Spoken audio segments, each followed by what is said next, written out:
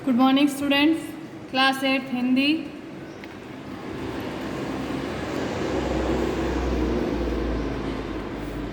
Part 2 lakh की चूड़ियाँ, page number 5। Lakh की चूड़ियाँ, चूड़ियों के बारे में हम सभी परिचित हैं। आजकल कई तरह तरह की चूड़ियाँ जो है प्रचलन में है, लाख की, कांच की, प्लास्टिक की। ठीक है, आज हम लाख की चूड़ियों के बारे में पढ़ेंगे। सारे गांव में बदलू मुझे सबसे अच्छा आदमी लगता था, क्योंकि वह मुझे सुंदर सुंदर लाख की गोलियां बनाकर देता था। लेखक जो है अपने बारे में बता रहा है कि गांव का वर्णन कर रहा है। गांव में एक बदलू नाम का यह आदमी था जो उन्हें बहुत ही अच्छा लगता था। क्यों लगता था? क्योंकि वह लेखक को जो है सुंदर सुंदर लाख की बनी हुई गोलियां बनाकर देता था खेलने के लिए। मुझे अपने मामा के गांव जाने का सबसे बड़ा चाव यही था कि जब मैं वहां से लौटता था तो मेरे पास ढेर सारी गोलियां होती थी, रंग बिरंगी गोलियां जो किसी भी बच्चे का मन मोह ले। लेखक को अपने मामा के गांव जाने का सबसे बड़ा चाव था। चाव का मतलब है शौक था, क्योंकि जब वो वहाँ जाता था तो बदलू से मिलता था और बदलू उसे रंग बिरंगी ढेर सारी लाख की गोलियां बनाकर देता था, जिसे देखते ही कोई भी बच्चा उसे पाने की चाह रखता था।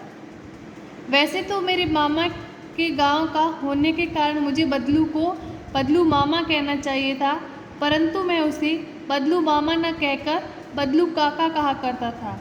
ठीक है, लेखक अपने मामा के गांव था तो उसे बदलू को बदलू काका नहीं कहना चाहिए था, बदलू मामा कहकर बुलाना चाहिए था, क्योंकि वो अपने मामा के गांव जा रहे तो गांव का आदमी उसके मामा के गांव का आदमी उसके बदलू मामा कहना था, परंतु वह उसे काका कहा करता था, जैसा कि गांव के सभी बच्चे उसे कहा करते थे। क्योंकि गांव के सभी बच्चे उसे बदलू काका कहकर बुलाते थे तो लेखक भी उसे बदलू मामा न बुलाकर बदलू काका कहता था। बदलू का महान एक मकान कुछ ऊंचे पर बना हुआ था, थोड़ा सा ऐसे ऊंचाई पर बना हुआ था उसका मकान। मकान के सामने बड़ा सा सहन था। सहन उसकी जो भट्टी थी बनाने की, लाख लाख का जो भी सामान वह बनाता था उसकी भट्टी। मकान के सामने बड़ा सा सहन था जिसमें एक पुराना नीम का वृक्ष लगा था। ये चित्र में दिखाई दे रहा है कि इसका सहन बना हुआ है और एक नीम के वृक्ष के नीचे बना हुआ है। उसी के नीचे बैठकर बदलू अपना काम किया करता था और उसी नीम के पेड़ के नीचे बैठकर वह लाख की चूड़ियाँ का काम किया करता था। बगल में भट्टी दहकती रहती जिससे वह लाख पिघलाया करता था। पास में उसके एक क्या थी, आग की भट्टी थी जिसमें वो लाख को पिघलाता था। फिर उसे तरह तरह के ढांचों में डालकर उसे अनेक प्रकार की विभिन्न वस्तुओं का आकार देता था। सामने एक लकड़ी की चौखट पड़ी रहती थी, उसके सामने एक लकड़ी की चौखट पड़ी रहती थी जिस पर लाख के मुलायम होने पर वह उसे सलाख के समान पतला करके चूड़ी का आकार देता। सामने एक क्या लकड़ी की कुछ पड़ी रहती थी, मुलायम होने पर वह उसे सलाख के समान पतला करके एक चूड़ी का वह जो है उसको पिघलाता था।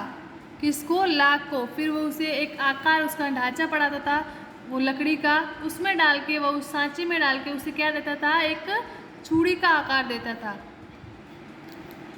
पास में 4-6 विभिन्न प्रकार की बेलन नुमा मुंगेरियाँ रखी रहती, जो आगे से कुछ पतली और पीछे से मोटी होती। उसके पास 5-6 ऐसे 4-6 जो है क्या थी, मुंगेरियाँ बेलन नुमा यानी गोल आकार की रहती थी, कुछ आगे से थोड़ी पतली और पीछे से क्या थी, मोटी होती थी। लाख की चूड़ी का आकार देकर वह उन्हें मुंगेरियों पर चढ़ाकर गोल और चिकना बनाता और तब एक एक कर पूरे हाथ की चूड़ियाँ बना चुकने के पश्चात वह उन पर रंग करता।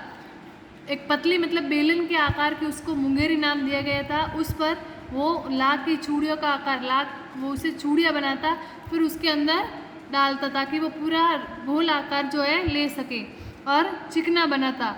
फिर एक एक करके पूरे हाथ की चूड़ियाँ 10-5 जो भी थी वो बना देता था। फिर उसके बाद उन चूड़ियों को बनाने के बाद वो क्या करता, उन चूड़ियों पे तरह तरह के रंग चढ़ाता था। ठीक है, आज की क्लास में हम इतना ही पढ़ेंगे। Okay, thank you.